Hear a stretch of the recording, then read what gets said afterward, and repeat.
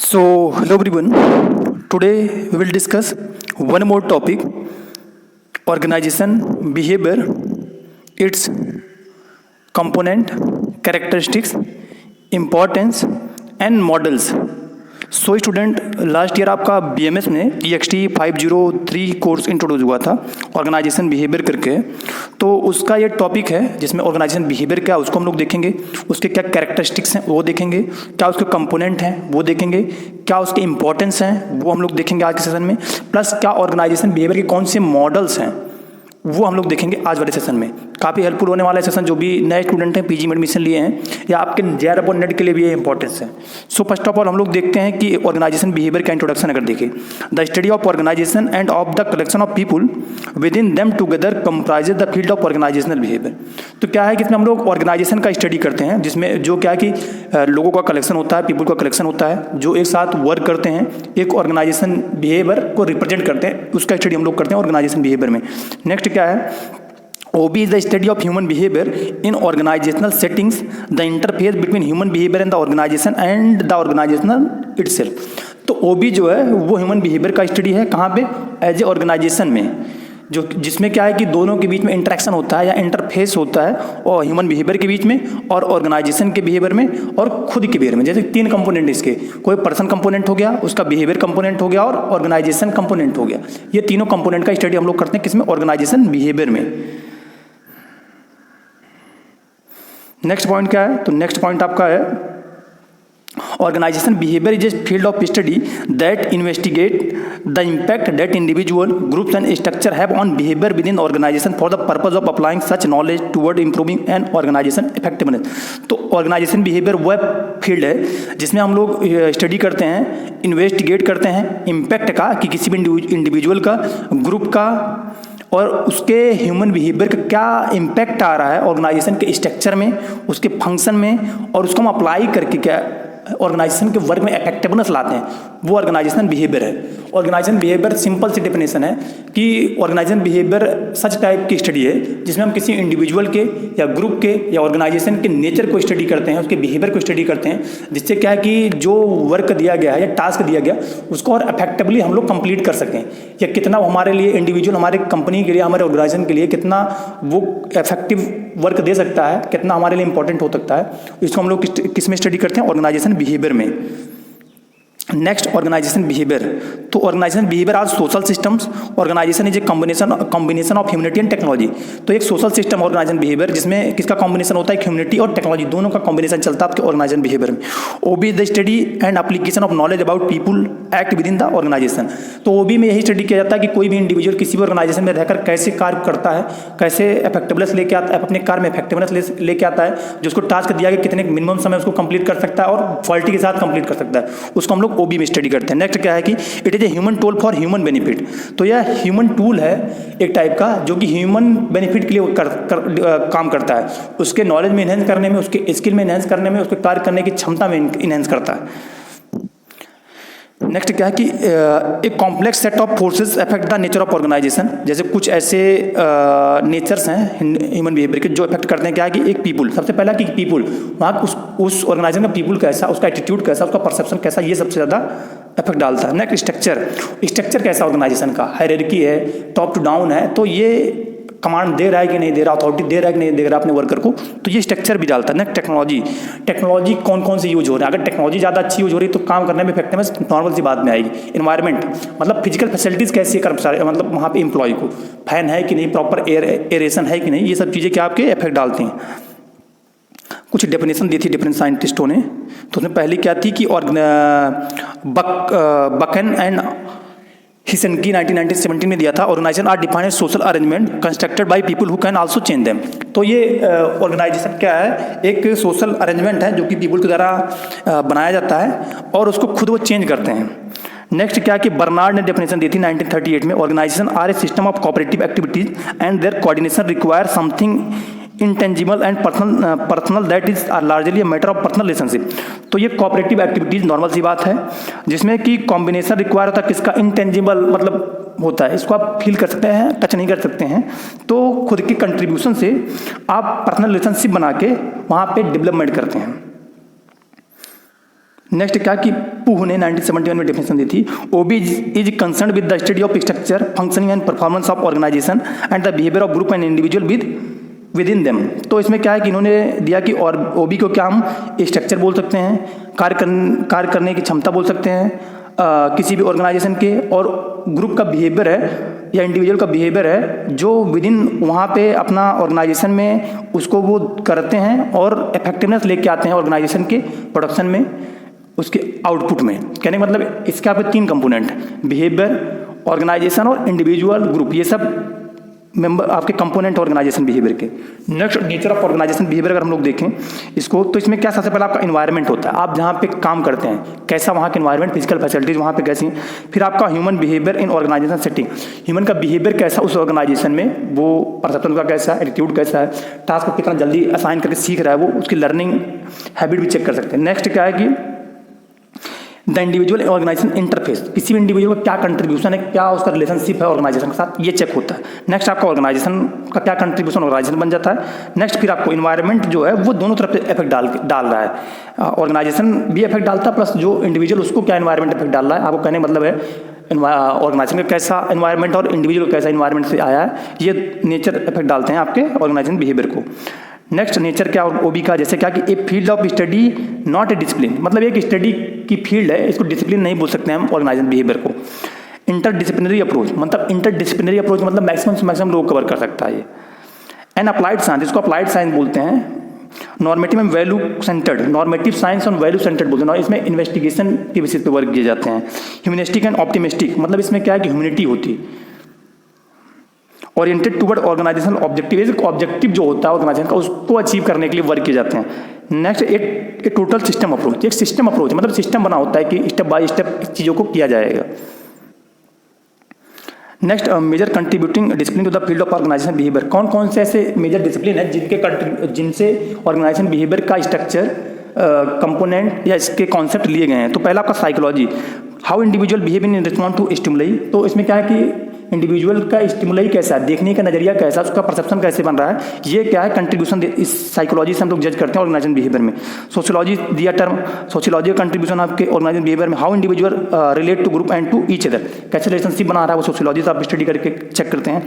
Then social psychology, how individual and organisation perceive conflict threats and undergo, जो भी conflict आ रहे हैं या प्रॉब्लम आ रहे हैं कैसे उसको मैनेज कर रहे हैं, वो सोशल साइकोलॉजी के कंट्रीब्यूशन से आप ऑर्गेनाइजेशन बिहेवियर मैनेजमेंट करते हैं। Next anthropology, understanding custom tradition and social modes of people, तो इसमें क्या है कि जो सोशल कंट्रोल है वो आप स्टडी करते हैं by the help of anthropology किसी भी ऑर्गेनाइजेशन में। Next political science, understanding power authority and corporate politics, इसमें क्या है कि पावर अथॉरिटी को स्टडी करते हैं by the help of politics जिसका कंट्रीब्यूशन आपका ऑर्गेनाइजेशन बिहेवियर में है। Economics, appreciating monetary wage and bonus and non monetary incentive, house schooling and medical care, तो जो भी इकोनॉमिक एक्टिविटीज़ होती हैं वो ऑर्गेनाइजेशन बिहेवियर में अगर ऐड हुई हैं तो by the help of economics से ऐड हुई हैं।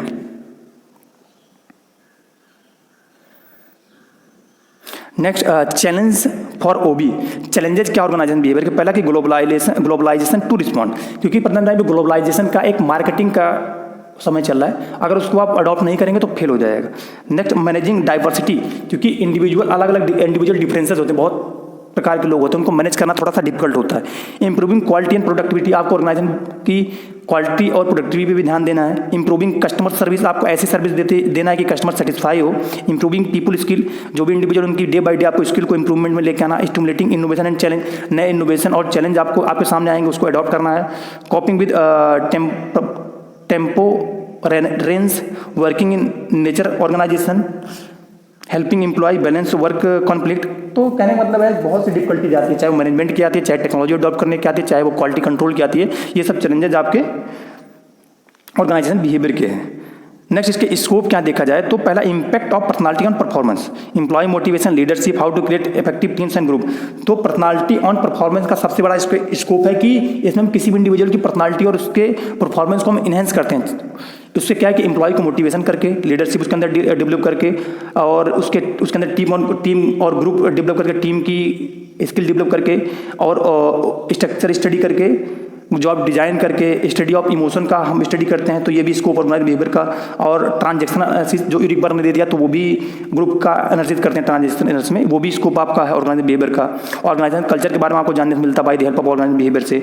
ऑर्गेनाइज डेवलपमेंट आप कर सकते हैं by the help of organise behaviour से। मैनेजमेंट ऑफ चेंज, तो ये सब जॉब डिजाइन, ये सब इसको स्कोप है, इसके एरिया हैं जो आगे चल के आपको हेल्पफुल होने वाले हैं। Next, importance of OB. इसकी इंपॉर्टेंस क्या है, तो organise behaviour provide a road map to our lives in organisation, तो एक आपको आइडिया देता है कि आपको कैसे ऑर्गेनाइजेशन में रहना है। OB use scientific research to understand and make organisation life as it help to predict what people will do under various condition. तो ओबी क्या है कि ये स्टडी करके बता देता है कि किसी भी ग्रुप में लोग रह के कैसे काम करते हैं, कर सकते हैं। It help to influence organisation event to understand and predict event, तो जो भी इवेंट्स हैं ऑर्गेनाइजेशन बिहेवियर के, उसको ये स्टडी करके बता देता है कि आपको कैसे इवेंट को मैनेजमेंट करना है। It help individual understand her self himself on better fashion, तो खुद के बारे में जानने का ये इंपॉर्टेंस इसका है ओबी का।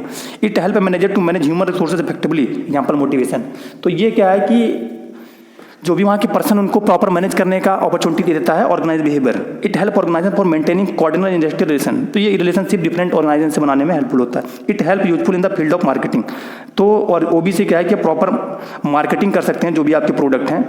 तो मार्केटिंग से क्या है कि आपका जो प्रोडक्ट है वो प्रॉपरली इंट्रोड्यूस होगा मार्केट में, और उसको आप प्रॉपर मार्केटिंग कर सकते हैं। इससे क्या है कि जो आपका प्रोडक्ट है वो मार्केट में डायरेक्ट सेल होगा। नेक्स्ट आपके क्या है टर्म, आपके टर्म है नेक्स्ट मॉडल ऑर्गेनाइज बिहेवियर के। कौन कौन से मॉडल हैं, तो बेसिकली जो आपके मॉडल्स हैं वो 5 मॉडल। पहला आपका ऑटोक्रेटिक मॉडल होता है, कस्टोडियल मॉडल होता है, सपोर्टिव मॉडल होता है, कॉलेगियल मॉडल होता है और सिस्टम मॉडल होता है। ये 5 मॉडल है जो कि आपके एग्जाम में पूछे जाते हैं। There are 5 model of organisation behaviour OB: autocratic model, custodial model, supportive model, collegial model and system model. There are इससे क्या है, एक टेबल है, इससे आपको आइडिया हो जाएगा कि कौन से में क्या करेक्टरिस्टिक्स हैं किस मॉडल के। तो देख लीजिए आपका ऑटोक्रेटिक, कस्टोडियल, सपोर्टिव, कॉलेगियल। तो बेसिस ऑफ मॉडल, तो किस बेसिस पे ऑटोक्रेटिक मॉडल है, पावर के बेसिस पे ये, क्योंकि ऑटोक्रेटिक मॉडल में पावर अथॉरिटी की बेसिस पे बनता है। कस्टोडियल आपका इकोनॉमिक सोर्सेज के बेसिस बनता है, सपोर्टिव आपका लीडरशिप की बेसिस बनता है, कॉलेगियल आपका पार्टनरशिप की बेसिस बनता है। अब मैनेजरल ओरिएंटेशन ऑटोक्रेटिक में अथॉरिटी डील करती है, कस्टोडियल में मनी के बेसिस पे होता है, सपोर्टिव में सपोर्ट के बेसिस पे, और कॉलेगियल में टीम वर्क के बेसिस पे होता है। एम्प्लॉय ओरिएंटेशन, एम्प्लॉय क्या रिस्पॉन्सिबिलिटी होती है, ऑटोक्रेटिक में ऑबिडेंस, मतलब आपको आज्ञा दी जाती है, और कस्टोडियल में सिक्योरिटी एंड बेनिफिट, आप सिक्योरिटी और बेनिफिट के लिए काम करते हैं। सपोर्टिव में जॉब परफॉर्मेंस के लिए काम करता है, कॉलेगियल में रिस्पॉन्सिबिलिटी बिहेवियर से काम करता है। एम्प्लॉय साइकोलॉजिकल रिजल्ट में, ऑटोक्रेटिक में डिपेंडेंस ऑन बॉस, मतलब ये बॉस पे टोटली डिपेंड होता है, कोई इसको अथॉरिटी नहीं होती कि अपना डिसीजन ले ले। कस्टोडियल में डिपेंडेंस ऑन ऑर्गेनाइजेशन, ऑर्गेनाइजेशन इसके लिए रूल रेगुलेशन बनाता है। सपोर्टिव में पार्टिसिपेशन बेसिस पे, और कॉलेगियल में सेल्फ डिसिप्लिन, ये ज़्यादा इफेक्टिव होता है। Next, employ needs meet, autocratic में सब्सिस्टेंस होता है, इसमें कस्टोडियल में सिक्योरिटी होता है। तो परफॉर्मेंस रिजल्ट क्या है, ऑटोक्रेटिक में मिनिमम आता है, और इसमें पैसिव ऑपरेशन होता है, मॉडरेट इंथुसिज्म होता है, और ऑकवर्ड ड्राइव होता है। सबसे ज़्यादा आपका जो अच्छा इफेक्टिव होता है वो कॉलेगियल होता है, क्योंकि इसमें टीम वर्क की भावना से आप वर्क करते हैं। नेक्स्ट, ऑटोक्रेटिक मॉडल क्या है, तो basically autocratic model is the model that depend upon the strength, power and formal authority. तो ऑटोक्रेटिक मॉडल वह मॉडल है जो किस पे डिपेंड होता है, स्ट्रेंथ पे डिपेंड होता है, पावर पे और फॉर्मल अथॉरिटी के बीच पे डिपेंड होता है। यहाँ पे कोई आप डिसीजन खुद से नहीं ले सकते हैं। In an autocratic organization, the people management owner who manage the task in organization have formal authority for controlling the employee who work under the team. These lower level employees have little control over the teamwork function. Their ideas and innovation are not generally welcome as the decisions are made at the top management level. Autocratic organisation such type का organisation है जिसमें जो management या owner होता है, सब responsibility उसी के पास होती है, सब अथॉरिटी उसी के पास होती है। वो टास्क को देता है अपने एम्प्लॉयज़ को, एम्प्लॉय के पास कोई अथॉरिटी नहीं होती, खुद से डिसीजन ले लें, उनके ऊपर जो भी दिया जाता है ऊपर से मैसेज वो उसको करना होता है, और जो उनके आइडिया होती है, इनोवेशन होता है, वो भी उनको नहीं सुना जाता है, और उनको क्या, उनके ऊपर दबाव फील करते हैं वो अपने ऊपर। नेक्स्ट क्या है कि the autocratic model is also detector to job satisfaction and employ morale. This is because employ do not feel valued and part of the overall team. This lead to a low level of work performance while the autocratic model might be appropriate for the some very automated factory situation.